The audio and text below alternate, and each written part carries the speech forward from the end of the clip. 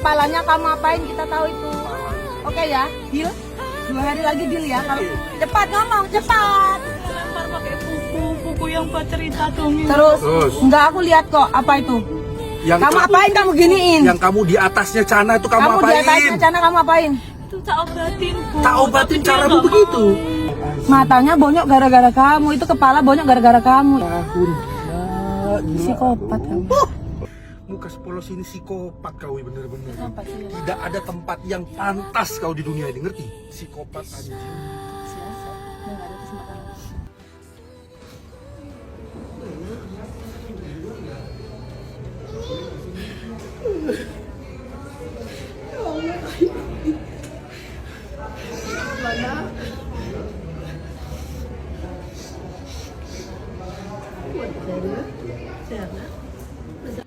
Assalamualaikum warahmatullahi wabarakatuh. Berjumpa kembali dengan saya Abdul Halim.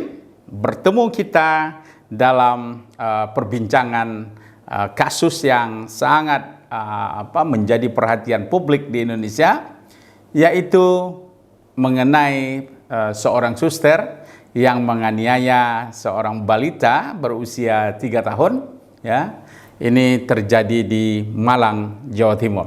Sahabat sekalian, sebelum kita lanjut, jangan lupa subscribe, share, like, and comment Abdul Halim Bicara channel ini agar bisa berkembang, dan tentu juga secara otomatis nanti notifikasi setiap video-video kami yang terbaru dapat sampai kepada sahabat sekalian dimanapun Anda berada. Sahabat sekalian, isu yang sangat menyedihkan dan sekaligus miris kita mendengar dan melihat. Ya, 1 minggu terakhir ini seorang anak yang dianiaya oleh seorang suster, ya, inisial IPS, ya, IPS ini Indah, panjangannya Indah Putri, yaitu yang terjadi terhadap seorang anak, ya, selegram terkenal dari Malang, yaitu anak daripada Ibu Emi Agnia Punjabi. Nah, ini sangat luar biasa. Dan menurut saya ini adalah kejadian yang tentu juga adalah membuat kita miris, ya, prihatin, dan sekaligus tentu juga ini sebuah peringatan keras bagi kita untuk tetap waspada terhadap anak-anak kita. Jangan salah kita menyerahkan pengasuhan, pemeliharaan, ataupun pengawasan anak-anak kita yang tercinta. Sahabat sekalian, seorang suster, ya, yang berinisial IPS, ya, ini ternyata, ya, dengan teganya dia menganiaya seorang anak, ya, seorang anak dari Ibu Eni Agnia Punjabi ini, dan ini terjadi, ya, di saat bulan puasa, ya. Jadi ini kejadian ini atau penganiayaan ini terjadi di rumah Agnia, yaitu di Perum Permata Jingga, Kecamatan Waru, Kota Malang, ya. Ini terjadi tanggal 28 Maret 2024, tepatnya hari Kamis. Ya, terjadinya kira-kira menurut informasi yang kita himpun dan sekaligus juga pernyataan dari Agnia Punjabi, yaitu terjadi peristiwa ini adalah pada jam 4.18 WIB saat jam sahur. Nah, ini luar biasa, ya, luar biasa sekali. Di saat orang-orang Muslim, masyarakat Muslim, ya, berpuasa, ya, kemudian juga di saat sahur tengah malam, ya, ini terjadi tindakan-tindakan yang tidak manusiawi, karena memang saya pikir ini adalah sebuah yang tidak bisa ditolerir. Sahabat sekalian, sebelum kita berbicara lebih jauh, sebenarnya ini IPS ini adalah kalau dilihat secara secara kasat mata dari perawakannya, penampilannya itu sangat cool sekali dan sangat, ya, bahkan kalau kita lihat dari wajahnya ini, ya, wajahnya ini adalah seorang wanita atau perempuan yang keibuan justrunya kita lihat, dan persis juga beliau ini adalah seorang ibu juga. meskipun dalam perkawinannya dengan suaminya telah berpisah. Nah, tetapi dari wajah kelihatan, dari tingkah lakunya, sebagaimana pengakuan Agnia Punjabi bahwa anak ini sopan sekali. Nah, inilah yang membuat mungkin keluarga Agnia Punjabi ini tidak merasa curiga atau mungkin khawatir dengan meninggalkan anaknya selama 2 hari untuk urusan bisnis atau usaha di Jakarta. Sahabat sekalian, tapi apa yang sebenarnya terjadi ya?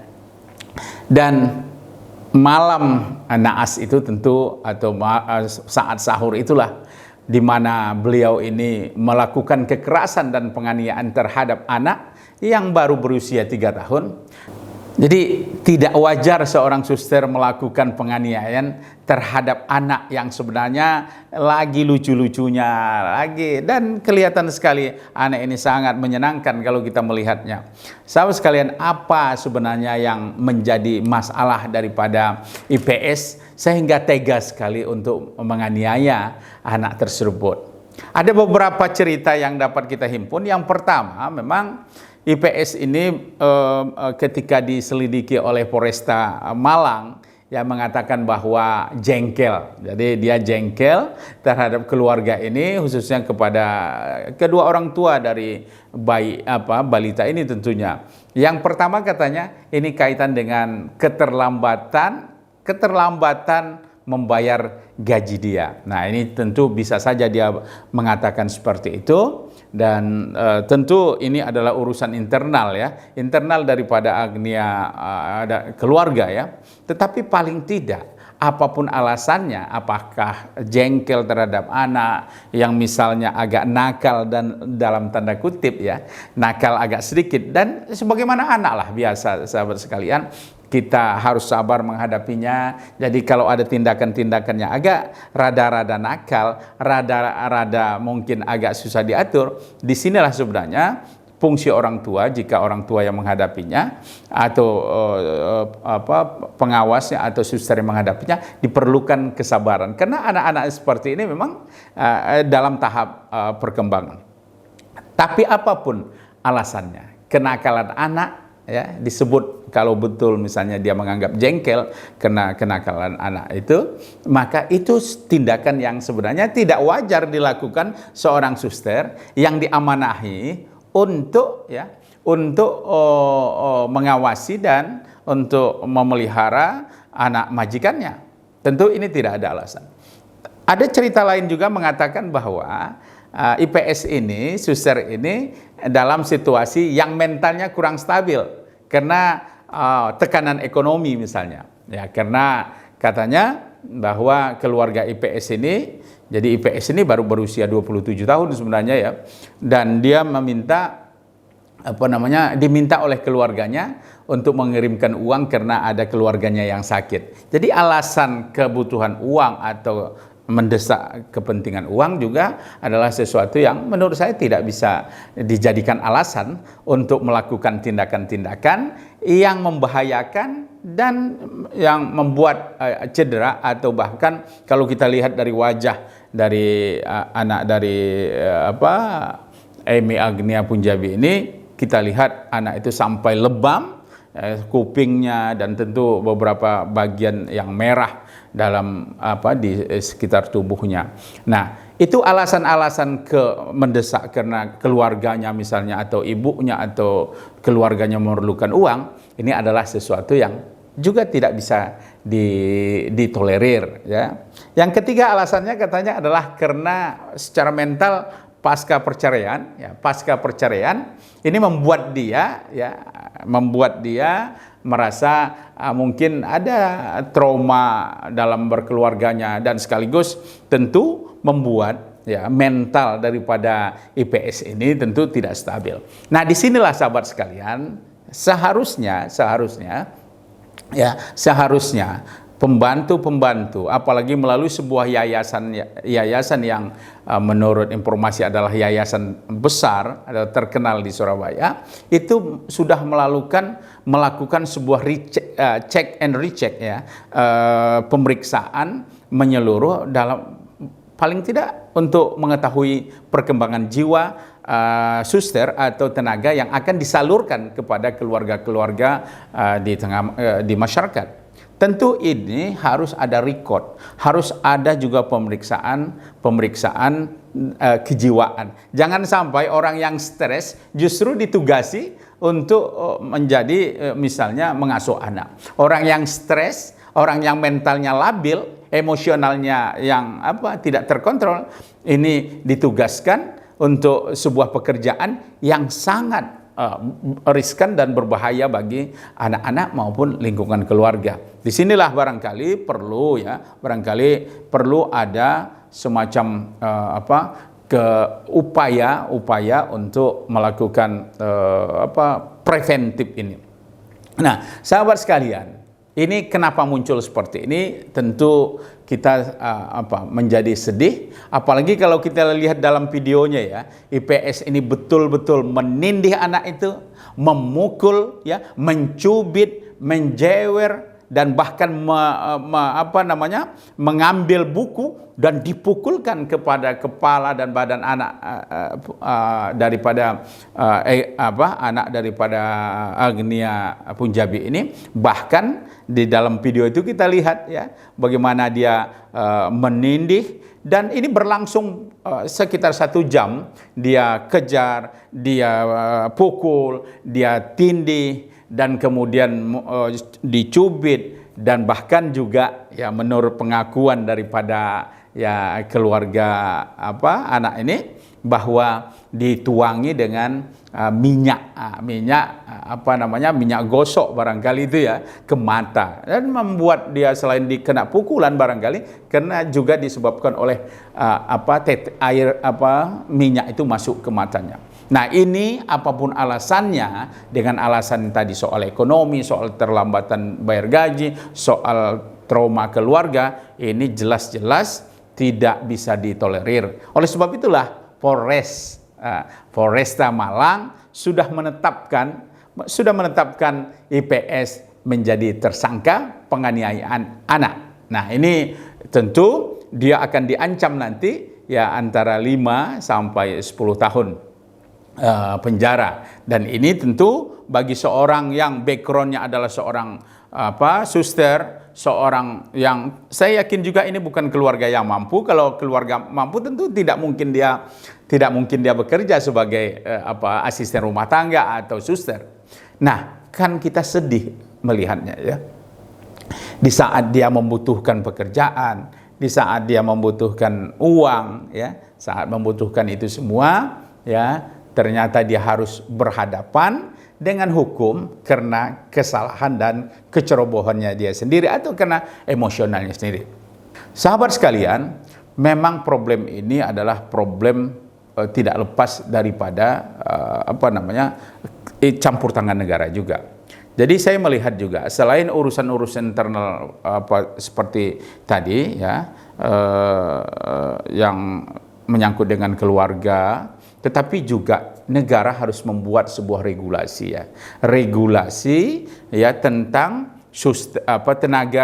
tenaga asisten rumah tangga atau pembantu ataupun namanya suster itu harus masuk ke dalam perhatian undang-undang. Apakah suster itu misalnya dilindungi oleh undang-undang? Tentu negara harus mikirkan apakah undang-undang asisten rumah tangga ini telah dijamin hak-haknya. Jadi terkadang sahabat sekalian, selain persoalan mental daripada tenaga itu sendiri atau suster itu sendiri atau tenaga asisten ahli itu, tetapi memang ada perangkat-perangkat yang negara tidak boleh dong melepaskan juga dari persoalan ini. Kalau kita lihat hampir jutaan orang bekerja sebagai asisten rumah tangga, sebagai suster, maka negara harus hadir ya untuk membuat sebuah regulasi yang menjamin hak-hak pekerja ya, hak-hak pekerja termasuk keamanan dia, termasuk juga salary atau honornya, penggajiannya, dan termasuk juga masa cuti atau masa istirahatnya. Jadi terkadang ini kita kurang perhatian terhadap tenaga-tenaga yang domestik seperti ini. Jadi mungkin sudah saatnya negara tampil untuk mengurus dan menegaskan hak-haknya. Dan ingat juga sahabat sekalian, banyak juga sebenarnya selain asisten rumah tangga atau suster yang melakukan penganiayaan, melakukan pencurian, melakukan tindakan yang tidak dibenarkan, tetapi ada juga majikan yang harus diatur, yaitu majikan yang tidak seenaknya melakukan misalnya tindakan-tindakan verbal, bahasa-bahasa yang tidak sopan, bahasa-bahasa yang kasar, atau bahkan ada yang bersifat fisik. Oleh sebab itu maka perlindungan ini penting diatur di dalam undang-undang kita, sehingga antara yang user, ya keluarga yang memakai untuk suster atau asisten rumah tangga atau pembantu domestik tadi, dan pihak yang dipekerjakan itu dua-duanya harus dilindungi. Nah, sahabat sekalian, saya pikir ini pelajaran penting bagi kita, ya. Jangan misalnya kita mengabaikan ini.